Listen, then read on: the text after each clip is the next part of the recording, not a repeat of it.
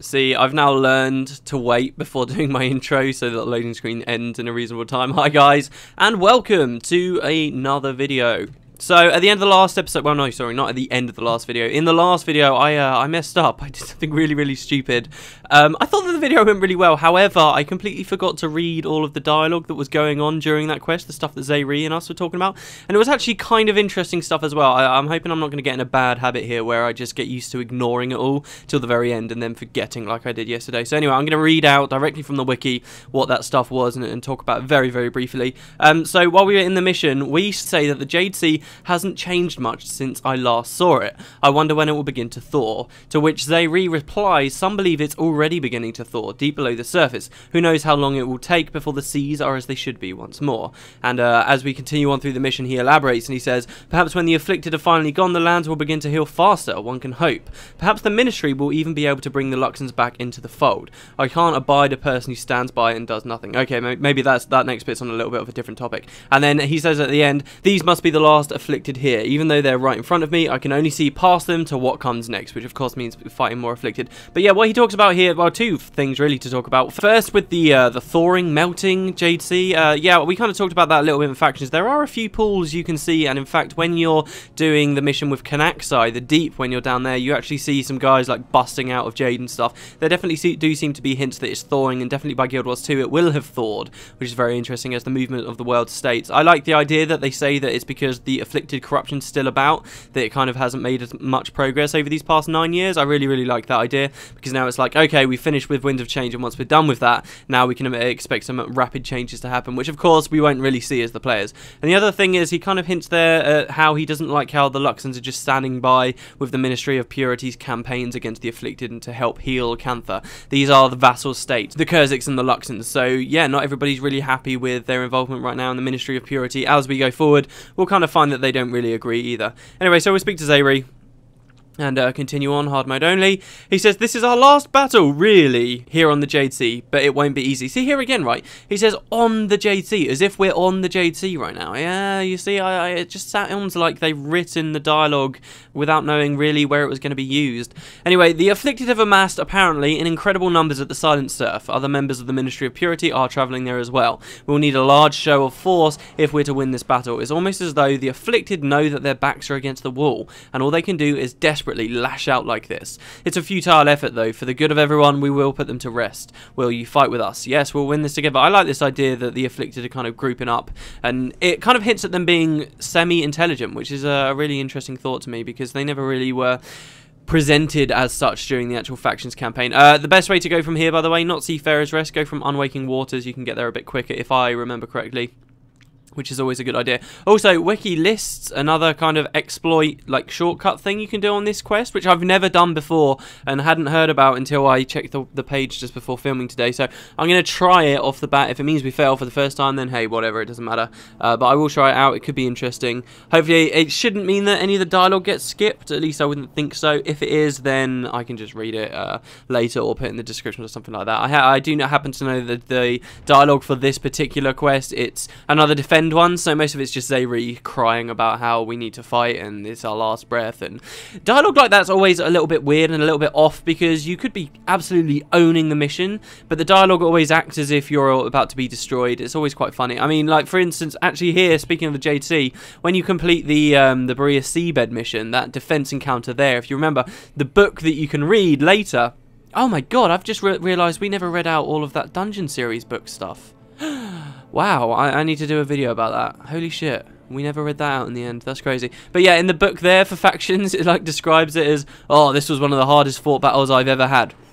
And it can be further from the truth. It's just completely ridiculous, and it always looks laughable considering the balance of, you know, these kinds of factions areas at this point in the game, where there's so much power creep has been introduced to the game with our skills now. It's a laughable idea, but and you see that happen a lot, I think, through Guild Wars these days. But yeah, anyway, this little exploit thing, apparently if you move to the southeast, well, I don't know, maybe we should just fight. Well, no, we'll see. Apparently if you move to the southeast, oh, this could be them over here. during the fight. I probably should have moved there a bit quicker. You can fight a group that spawns during the second wave, which I'm assuming we're on already. And if you kill this group here, it will automatically trigger the end of the quest. Or one of the groups that appears to the southeast. Are we really in the southeast far enough at the moment? I don't know. We might not even survive this because we've kind of double aggroed here. We'll see what happens. The group should nearly be dead. There's another thing actually to talk about. I thought my commentary was pretty good yesterday. I don't know about you guys, but yeah, one thing I did get wrong actually, a very, very minor thing really, but somebody pointed out in the comments. Had a little bit of a questioning in the comments about it, but he's definitely right. The fortune teller was never actually like a real person that was corrupted by Abaddon. It was just straight up a demon that Abaddon kind of gave the ability to disguise herself as a human, which is kind of interesting, I suppose. The exploit doesn't seem to have worked, does it, guys? Maybe I moved to the wrong area. Apparently it is a thing though. You can fight a group that are just out here in the southeast and you'll be totally fine. I'm wondering if maybe we kind of just pull over here. It depends. What do they consider to be the second wave? I don't remember this quest being particularly long, but maybe we're not even at the second wave just yet. So it certainly seems like they just keep running at any rate. Usually, of course, you're supposed to be standing in the middle and you don't have a huge group of enemies to deal with here like I've now got. Which could be a bit of a problem. Zayri speaking. I'll read this while we get a brief moment. Actually, hold on. Let me aggro this ranger. Hey, ranger. Let's grab just one group. Hold on, please. Oh, we've actually got loads of ministry with us. They're just generic ministry, though. I doubt they've got any unique dialogue for us. Zayri says, sorry, he says, look alive, our enemies upon us. For the safety of Cantha, you will be terminated. Come. I always find that whenever I read that word, I always think it must be a reference to the Terminator. I don't know why. But he says, come to us and find your final release. We will free your spirit from its torment. And yeah, that's they do keep going back to that, don't they? Actually, I'm noticing it more than now that I'm Let's Playing it. They keep going back to the idea that these are real people that we're fighting. I suppose to try and add a little bit of depth to the fact that we are just essentially killing mindless mobs constantly here. I do not want to be standing in that meteor shower. Can everyone move back?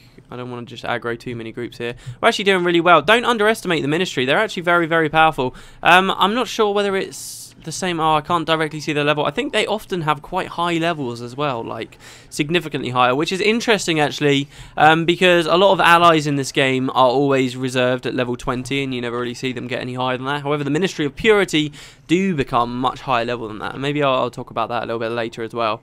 But yeah, don't underestimate them. They're certainly very powerful, and it's very nice to, in some missions like that early defense one we did, definitely very advisable. Hey, maybe it's this group over here. They have spawned a long way away. This is more south than southeast though, isn't it? Well, we'll try it. That's that guy dead. Oh, I love it when we get to play 8-man. Not much of Winds of Change is actually in 6-man areas or 4-man areas, just so that you know. There are some harder missions later on in the other parts that kind of bring you back down to that kind of party size. I actually really like it when they do that as well. I believe in Nightfall I talked about this. It's actually a really interesting idea. I would have always liked that maybe if Utopia had come out, for instance, ArenaNet could have done this. That, say, when you got to the Realm of Torment, they lowered the party size again, just to make it more difficult again, or change the dynamics of the kind of missions and things you're doing. But they never really do. It's always just been that very linear, right, you're in a 2-man area, now you're in a 4-man area, now you're in a 6-man area, now you're in an 8-man, and then obviously for those final elite missions... Is it these guys over there? No, those aren't even afflicted. I don't know, what is it? Southeast? They're not like miles off on the southeast, are they? Oh, there is a group over there. Ooh, this looks like it could be it, guys. There's not many, are there? I guess these guys are scripted to run in just at the last moment. It's all quite well timed. I feel like maybe I'm not doing a very good example of what this quest is supposed to be like. It's not particularly hard, don't get me wrong. I remember struggling maybe a little bit on it the first time when I did it in normal mode. But I think this one's... I talked a lot about how that other one in the lagoon was well balanced, as I said, because it was just like so difficult and at the very last moment it would end.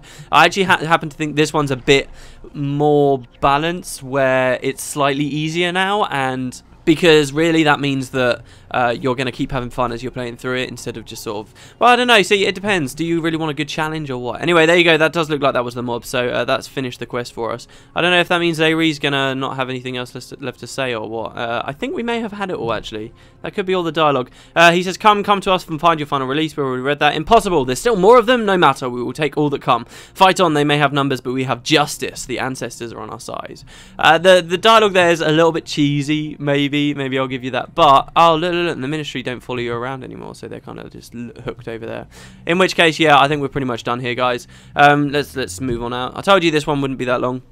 Yeah, the dialogue seems a little bit cheesy, but don't forget, obviously, we're supposed to be in a very kind of Asian-inspired continent right now, and a lot of the dialogue like that is supposed to be that way. In fact, like, I believe in Guild Wars 2, the Tengu are supposed to sound, like, quite samurai-ish, because obviously they're going to be voiced, which is really, really interesting. So, yeah, that would be cool to kind of see. But anyway, so, hey, Zayri.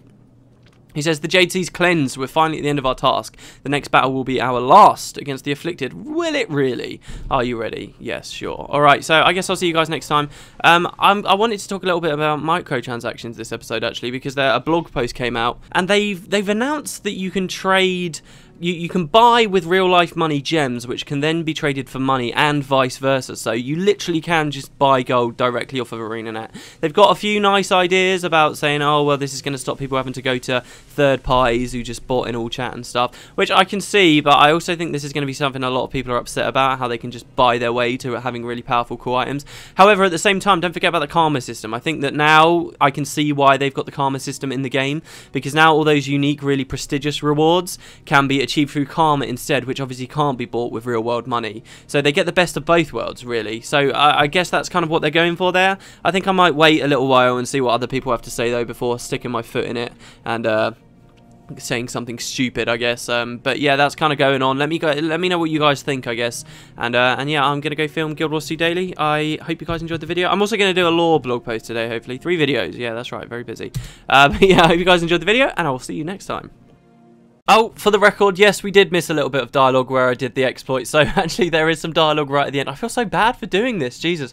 There is some extra dialogue right at the end. Zayri says when you've killed everyone, to think that there were so many of them, I've never seen them fight like this, and we reply, it's almost like they knew what they were facing and what this battle meant. Do you think... ... And then Zayri interrupts and says, we did what was right, that's what's important. Come, the Echo Vowed Forest awaits us. So, yeah, they kind of, I don't know, are they trying to make us pity the Afflicted there? That's actually some really interesting, good dialogue, and I'm really pissed off we ended up missing it. But there you go, guys. Dwell on that. Let me know what you think about that. I really quite like that idea that maybe we should start feeling sorry for the Afflicted. Is that what they're saying? So do bear that in mind. I did talk before a little bit about how Winds of Change is going to do some weird stuff about our morals as players and as us as a hero within the world. And this is kind of the start of it, I tend to feel. So yeah, on that bombshell, we'll see you guys next time.